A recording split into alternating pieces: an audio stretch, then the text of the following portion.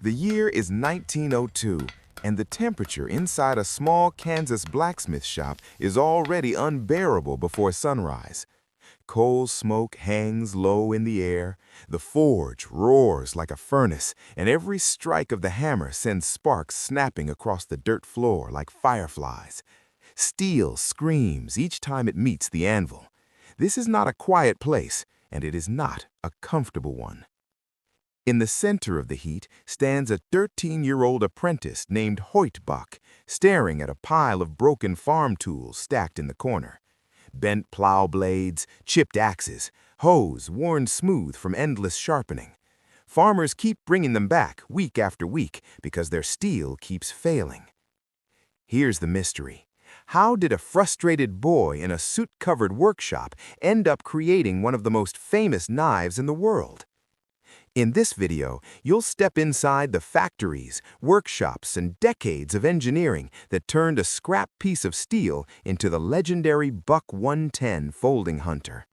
You'll see how a single breakthrough in heat treatment reshaped an entire industry, and how the very philosophy that made the knife famous would later threaten its survival.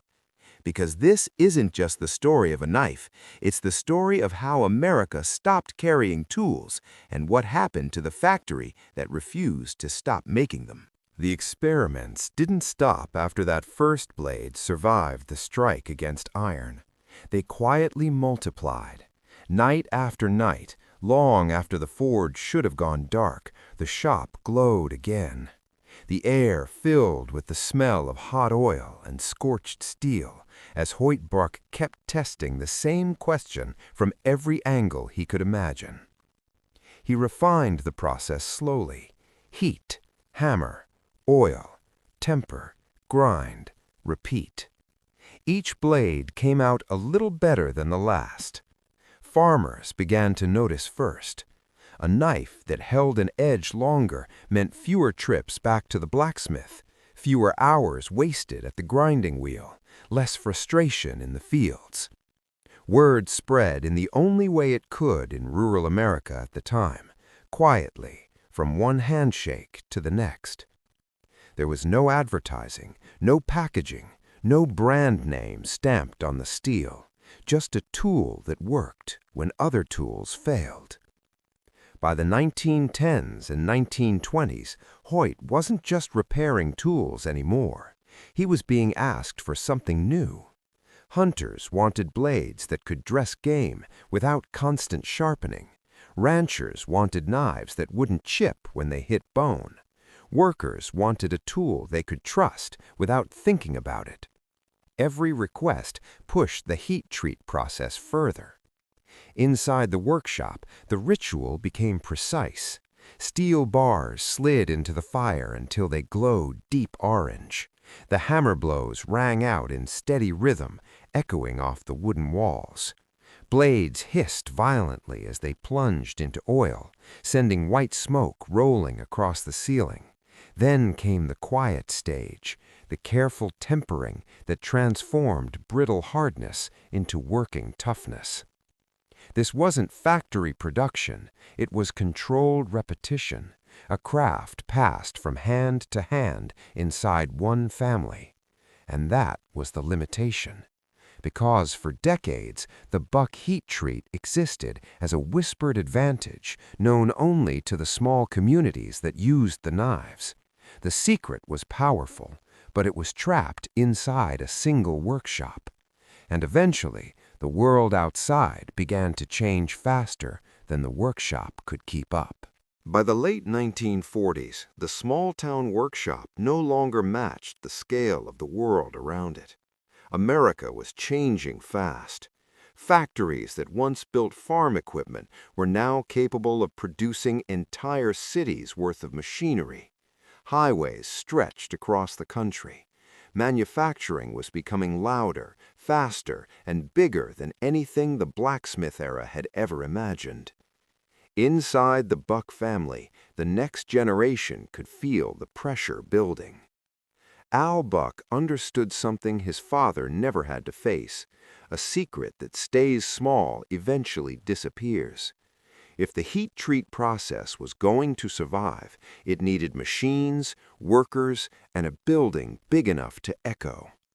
So the family moved west to California, chasing opportunity and space to grow. When the new factory doors opened in the early 1960s, the atmosphere was completely different from the Kansas shop. The air no longer smelled of coal and horses. It smelled of grinding compound, machine oil, and hot metal dust suspended in bright factory light. Rows of belt sanders screamed as they shaped raw steel into blades. Stamping presses slammed down in steady rhythm, shaking the concrete floor. Brass bars arrived in heavy bundles and left as polished bolsters gleaming under fluorescent lights. The workshop had transformed into an industrial organism. But scaling up revealed a new problem. The knife market was split in two, and neither side was good enough. On one side were fixed-blade hunting knives, strong, reliable, and trusted, but large and awkward to carry in everyday life. On the other side were small folding pocket knives, convenient and discreet, but mechanically weak and dangerous under heavy use. Anyone who tried real work with a traditional folding knife knew the risk. Push too hard, and the blade could snap shut on your fingers. The design itself limited how much force a person dared to apply. The industry accepted this compromise as permanent. Al Buck didn't. He believed the family steel deserved a new form, one that didn't exist yet, a knife that could fold into a pocket but work like a fixed blade in the field. Most people inside the factory thought the idea was unrealistic. The mechanics were too weak, the price would be too high, the market wasn't asking for it. But deep inside the engineering room, the noise of the factory faded into a quieter, more focused sound. The scratch of pencils, the clink of metal prototypes, and the slow beginning of a design that would change the company forever. The first prototypes didn't look impressive. They sat on the workbench as heavy, awkward chunks of brass and steel, surrounded by metal shavings and graphite sketches. The problem wasn't the blade. The Buck heat treat already solved that. The real challenge was the hinge. Every folding knife before this relied on tension and friction. Springs pushed the blade open and held it in place, but under real pressure, the blade could fold back on itself. It was a design compromise that had existed for generations. Al Buck wanted to remove compromise entirely. Inside the factory, the solution began to take shape as a long steel bar running along the spine of the handle. Instead of relying on spring tension, the mechanism would lock the blade into place using geometry. When the blade opened fully, a steel lug would drop into a notch in the tang and physically block the blade from closing. Not friction, not pressure, a mechanical lock. The first time the mechanism worked, the sound echoed through the room. A deep, solid thwack, a sound heavier than a click, more like a vault door closing. The blade no longer felt like a pocket knife. It felt fixed, anchored, trustworthy. Now the rest of the knife had to match that feeling. The frame was built from solid brass, thick and dense in the hand. Workers cut slabs of Macassar ebony for the handle scales, sanding the wood until it felt warm and smooth like polished furniture. Every piece moved through grinding wheels that sprayed bright sparks across the floor. The factory air shimmered with metallic dust and the sweet smell of polishing compound. The knife was becoming heavier with every decision. Heavier, stronger, more expensive. When the final design was priced at $16, the number shocked everyone involved. In 1964, a good knife cost $4. $16 was a day's wages for many workers. Inside the company, doubts grew louder. Who would pay that much for a folding knife?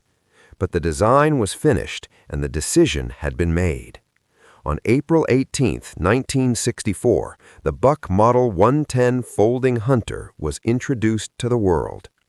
What happened next moved faster than anyone inside the factory expected. The reaction was immediate and unmistakable. Within months, the factory floor changed rhythm. Orders stacked higher, machines ran longer. The Buck 110 wasn't just selling, it was spreading. Across job sites, farms, and hunting camps, the same sound began repeating itself, the snap of a leather sheath, followed by the deep mechanical thack of the lock engaging. It became a small but familiar soundtrack of daily work. The knife solved a problem people hadn't realized they were waiting to solve. It folded small enough to carry comfortably, yet once opened, it behaved like a fixed blade, strong, predictable, reliable. Workers trusted it instinctively, and trust travels fast. Inside the factory, production shifted into a constant cycle. Brass bars were cut, shaped, and polished until they glowed gold under fluorescent lights. Ebony blocks moved down sanding lines, their dark grains slowly emerging beneath layers of dust. Blades sparked against grinding wheels, each one shaped and sharpened before heading to heat treatment. The air carried a permanent haze of polishing compound and hot steel. The machines rarely stopped. The price that once felt shocking became part of the knife's identity. $16 meant something. It meant the knife wasn't disposable. It meant the knife mattered. Buyers treated it differently from the moment they opened the box. The Buck 110 became an heirloom before it even had time to age. Fathers gave them to sons as milestones. Workers checked for the knife each morning the same way they checked for their wallet or keys. The leather sheath wore marks from years of sun, rain, and dust. Brass bolsters darkened and developed a patina unique to each owner. Back at the factory, another ritual quietly strengthened the bond. Knives began returning, not because they failed, but because they were worn from years of use. Tips broken from prying, handles scratched for decades of work. The repair department buffed, sharpened, and restored them before sending them back out again. The forever warranty wasn't a slogan, it became a relationship. By the 1970s, the Buck 110 wasn't just a successful product, it had become part of daily life, a tool woven into the routine of work and the culture of self-reliance. And for a time, it seemed like that rhythm might never change. But outside the factory walls, a new kind of knife was beginning to appear, and it spoke a completely different language. The shift didn't begin with a new factory or a new machine. It began with a new word: tactical. By the early 1990s, the culture around knives was quietly changing. For decades, knives had been tied to the outdoors: wood, leather, rope, game, and campfires. Materials came from the earth: brass, bone, hardwood. Tools that aged and softened with time. But a different aesthetic started creeping into hardware store displays. Black coatings replaced polished steel. Synthetic handles replaced wood. Marketing photos showed urban environments instead of forests. The knife was no longer framed as a tool of the hunt. It was becoming a gadget of readiness. Inside the Buck factory, the contrast was impossible to ignore.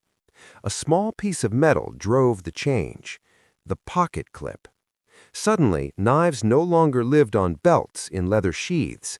They hid inside pockets, clipped and invisible, ready to open with one hand. A flick of the thumb replaced the deliberate two-handed ritual of opening a traditional folding knife. The relationship between the user and the tool changed overnight. The Buck 110 required intention. You reached for your belt, unsnapped the sheath, unfolded the blade carefully. You used it when you had real work to do. The new generation of knives opened instantly, closed instantly, and could be fidgeted with endlessly. Convenience became the new measure of design. Materials followed the same path. Plastic and fiberglass reinforced nylon arrived with futuristic names and aerospace marketing. They were lighter, cheaper, easier to mass produce. The warm weight of brass suddenly felt heavy by comparison. To younger buyers, heavy began to feel outdated. Then came serrations, rows of jagged teeth promising aggressive cutting power. They tore through rope and cardboard without effort, but they were nearly impossible for the average owner to sharpen. Maintenance faded from the conversation. Replacement took its place. The knife market flooded with inexpensive imports. Bright colors, aggressive shapes, plastic jars of folding knives appeared on convenience store counters, priced cheaper than a meal. They looked dramatic, but the steel dulled quickly, and few people expected them to last. For the first time in decades, the Buck 110 faced a world that no longer expected a knife to live forever. Inside the factory, the pressure was impossible to ignore. The company could feel the market drifting toward speed, lightness, and disposability. And the question hanging in the air was unavoidable. Could a knife built on permanence survive in a culture learning to throw things away? Inside the factory, the machines were still running, but the confidence that once filled the building had changed. Sales were no longer guaranteed. The market that once celebrated weight and durability was now chasing lightness and speed. Buck faced a choice that felt uncomfortable but unavoidable. To survive, the company had to step into the tactical world it never set out to join. New materials appeared on the production floor. Synthetic handles replaced ebony on some models. Black coatings covered polished steel to reduce glare. Lighter locking mechanisms were tested beside the old lockback design that had defined the brand for decades. From a business perspective, the shift made sense. Customers wanted lighter knives. They wanted pocket clips. They wanted one-handed opening. Ignoring those demands would have meant slowly fading out of the market entirely. But inside the culture of the factory, the change felt heavier than the brass ever had. The philosophy of the knife had been simple for generations. A tool should be maintained, respected, and kept for life. Sharpening stones, honing oil, and careful maintenance were once part of ownership. The ritual connected the user to the object. The new knives required none of that. Many were assembled with tiny screws and hidden mechanisms that weren't meant to be opened. Ball bearings replaced simple pivots. Plastic handles resisted polishing and aging. When something failed, replacement was easier than repair. The relationship between worker and tool was becoming distant. Buck continued producing the Model 110, refusing to remove it from the lineup, even as trends shifted around it. On the same factory floor, heavy brass bolsters were still polished, while lighter tactical models rolled off neighboring lines. Two philosophies began to exist side by side. One believed tools should last a lifetime. The other believed tools should be convenient and replaceable. And while the company adapted, another pressure was quietly building, one that had nothing to do with design or materials and everything to do with location. The factory itself was about to face a decision that would change its future just as dramatically as the knife market had. By the early 2000s, a different kind of pressure filled the air around the Buck factory. It didn't come from competitors or changing trends. It came from the cost of simply keeping the machines running. Electricity bills climbed, regulations multiplied. Operating a heavy manufacturing facility in California grew more complicated and more expensive each year. The building that once symbolized opportunity was slowly becoming difficult to maintain. Inside the factory, the decision took years to form, but once it arrived, it was impossible to avoid. In 2005, the Buck family began dismantling the California operation piece by piece. Massive stamping presses were unbolted from the concrete floor. Grinding stations were packed and shipped. Decades of accumulated tools, fixtures, and machines were carefully loaded onto trucks. The factory that had roared for generations fell quiet. The destination was Post Falls, Idaho, closer to forests, hunting camps, and the outdoor culture that had shaped the company from the beginning. The move wasn't just logistical, it felt symbolic, a return to a landscape where carrying a knife still felt normal. While many competitors had already outsourced production overseas, Buck chose to keep manufacturing in the United States. The same processes continued in a new building. Blades still sparked against grinding wheels. Brass still shone under polishing lights. The familiar thack of the lockback still echoed across the floor. But outside the factory walls, the world had continued changing. The belt sheath had almost disappeared from daily life. Office buildings, schools, and public spaces grew uncomfortable with visible tools.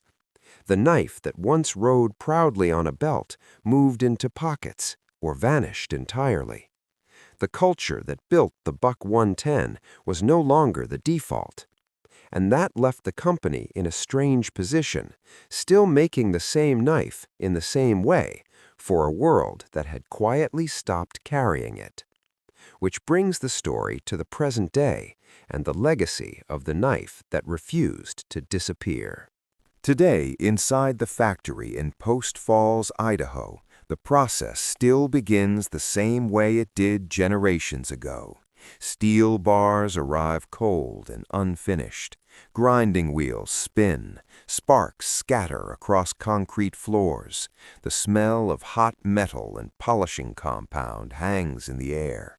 Workers still test the heat treat by color, still listen to the tone of steel under pressure. The Buck 110 is still being made. Brass bolsters are still riveted into place. Ebony is still sanded until it feels warm in the hand. The lockback still closes with that unmistakable "fack," a sound unchanged since 1964. But the world surrounding it has changed completely. Most knives today are lighter, cheaper, disposable. Utility blades slide in and out of plastic handles and get thrown away when dull. Few people own sharpening stones. Fewer still know the angle of a proper edge. Maintenance has been replaced by replacement. And yet the Buck 110 survives. It survives not because it followed every trend, but because it represents something older than trends, a belief that tools should outlast their owners, that weight can mean strength, that maintenance is part of ownership, that steel deserves respect. The knife that began as a blacksmith's experiment in Kansas now sits in hardware store cabinets across America. Sometimes bought as a gift, sometimes bought as nostalgia, sometimes bought by someone who still wants a tool that doesn't apologize for being solid. Its heat treat hasn't softened. If anything, it stands in sharper contrast now than it ever did before. The story of the Buck 110 isn't just about a folding knife. It's about the slow shift from a culture that maintained its tools to one that replaces them, from brass and wood to plastic and packaging. And maybe that's why the knife still matters, because in a world of disposable edges, there's something grounding about holding a piece of steel designed to last a lifetime. Something steady about the weight on the belt or in the drawer, waiting for real work. This factory isn't the only one that faced that crossroads between craftsmanship and convenience, and what happened inside other American workshops might be even more surprising.